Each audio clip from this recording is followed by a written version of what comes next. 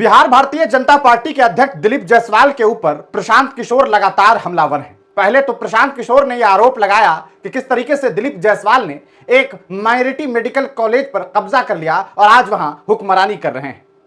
लेकिन अब जो उन्होंने आरोप लगाया है वो और भी बहुत बड़ा आरोप है। यह आरोप है लगभग आज से 18 साल पहले का कि प्रशांत किशोर ये कह रहे हैं कि दिलीप जायसवाल ने एक व्यक्ति की जो हत्या हुई है उसमें कहीं ना कहीं दिलीप जायसवाल की भूमिका नजर आती है। जी हां, यह एक बहुत बड़ा आरोप कहा जा सकता है कि एक सबसे बड़ी पार्टी भारत की, उस पार्टी के एक प्रदेश के अध्यक्ष के ऊपर जन स्वराज के सूत्रधार प्रशांत किशोर ने यह सबसे बड़ा हमला बोला है। और वो कह रहे हैं कि कैसे एक नौजवान लड़का जिसकी हत्या होती है और भीड़ उसे मारती है, मारने के दरमियान जब उसकी पिटाई होती है तो उसे एक अस्पताल में एडमिट किया जाता है और वह अस्पताल किसी और का नहीं बल्कि दिलीप जायसवाल के अंडर में होता है। और वहां से खुद दिलीप जायसवाल के द्वारा परिवार को यह सूचना दी जाती है कि कैसे आपके बच्चे के साथ मारपीट की गई है, लेकिन 2 दिनों तक परिवार को मिलने नहीं दिया जाता है उस लड़के से। और फिर बाद में प्रशासन जो है उसी नौजवान के ऊपर यह आरोप तय कर देती है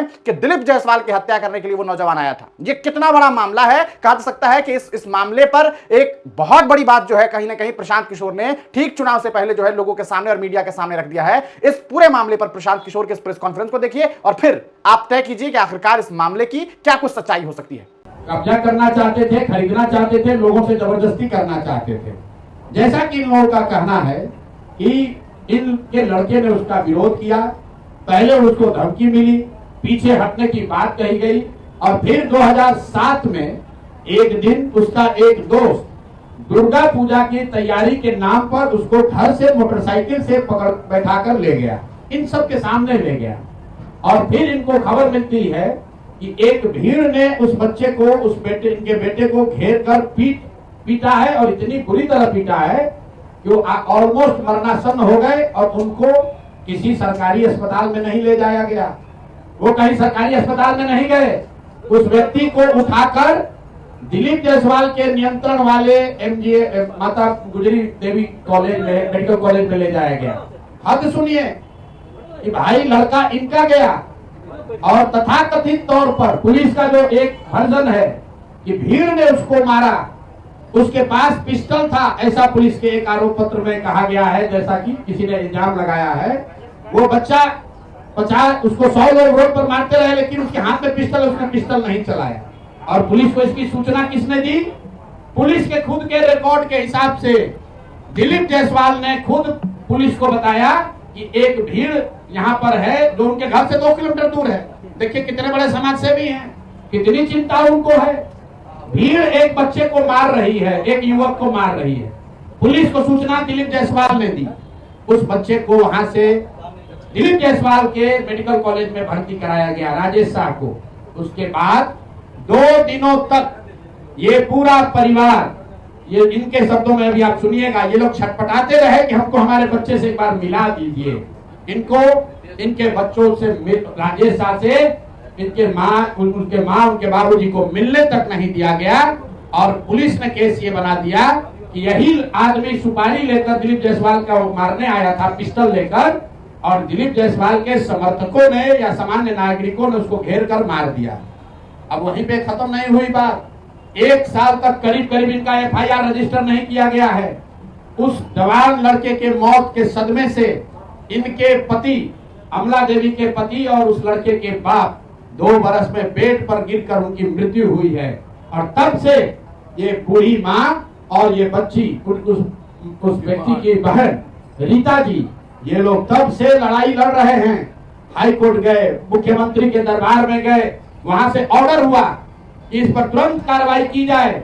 वहां का SP, अब नाम पिछली बार नहीं बताया था, आज बता रहा हूं, MK नायर, उसने MR नायक जो वहां के SP थे, उनकी पत्नी बजाबता आज MBBS करके डॉक्टर हैं। जरा पता कीजिए कि इस केस के बाद वो डॉक्टर कैसे बन गए। उस केस का IO SK दुबे, नाम नोट कीजिए, मैं सीधा नाम बता रहा हूं। SK दुबे जो केस का IO था, रिटायर होने के बाद दिलीप जायसवाल के मेडिकल कॉलेज में चीफ सिक्योरिटी अफसर के तौर पर उसने बजाबता काम किया। और आप कहते हैं कि आपका कोई इसमें भूमिका नहीं है। आपकी कोई भूमिका नहीं है, कोई देखने वाला नहीं है। ये लोग जब कहीं न्याय नहीं मिला तो मुख्यमंत्री के दरबार में आए।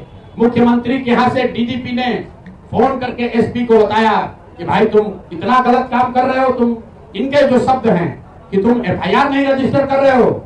एसपी ने बुलाया और अभी आप सुनिएगा उस लड़की से, उस राजेश शाह की बहन से, कि एसपी अपने सामने इनको बैठाकर इनका जो वर्जन है कि किसी अपराधी को इतना मार रहा था ताकि ये डर जाए, और फिर आकर कहा, जैसे आप पिक्चर में देखते हैं कि जिसको डराना होता है उसको उसके अगल बगल में किसी को बुला के मारता है पुलिस। तो ये बता रही थी कि एसपी ने इनके सामने किसी अपराधी या किसी बंदी को मारा और मारने के बाद इनको ज्ञान दिया कि अरे तुम शादी उदी करो, अपना काम करो, ये सब कहां चक्कर में आप पड़ी है। और केस को फाइनल इन लोगों ने कर दिया। फिर ये लोग हाई कोर्ट गए, इनके हिम्मत की आप दाद दीजिए, हमारी आपकी हिम्मत टूट जाएगी। 2008 से ये महिला दोनों अकेले लड़ रही हैं और कोई बिहार में इनके साथ खड़ा होने को तैयार नहीं है। ये लोग हाई कोर्ट गए और हाई कोर्ट का निर्णय अभी मैं आपको सुना रहा हूं।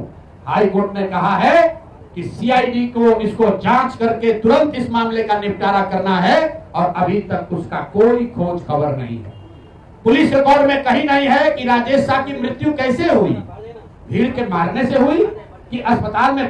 तो सुना आपने प्रशांत किशोर को कि किस तरीके से उन्होंने राजेश शाह नाम के एक लड़के की जिंदगी के बारे में जिक्र किया और उसकी मौत के बारे में, और उस मौत के बाद एक मां और एक बहन की पीड़ा कहीं ना कहीं उन्होंने लोगों के सामने रखा है, मीडिया के सामने रखा है। और वो कह रहे हैं कि आखिरकार उन मां, उन बहन को इंसाफ क्यों नहीं मिल सका। मुख्यमंत्री नीतीश कुमार के कार्यालय से भी इस पूरे मामले को लेकर के सीधे तौर पर यह कहा गया था कि भैया कार्रवाई करो, लेकिन किशनगंज के एसपी ने, किशनगंज के और दूसरे अधिकारियों ने इस मामले में सही कार्रवाई नहीं की। ये प्रशांत किशोर कह रहे हैं, और प्रशांत किशोर ने तो यहां तक दावा कर दिया कि कैसे इस मामले में जो ऑफिसर हैं उन्हें इसके बदले बहुत कुछ मिला है। जो आपने सुना, आपका इस पर क्या सारे ख्याल है? आपको क्या लगता है कि इस मामले की क्या कुछ सच्चाई हो सकती है? अब देखना यह है इस पूरे मामले के बाद दिलीप जायसवाल का क्या रुख सामने आता है। फिर हम इस मामले पर आपको अपडेट देने की कोशिश करेंगे कि आखिरकार दिलीप जायसवाल का अपना पक्ष क्या है। आप जो कुछ भी सोचते हैं अपनी राय जरूर लिखिएगा। बहुत बहुत शुक्रिया।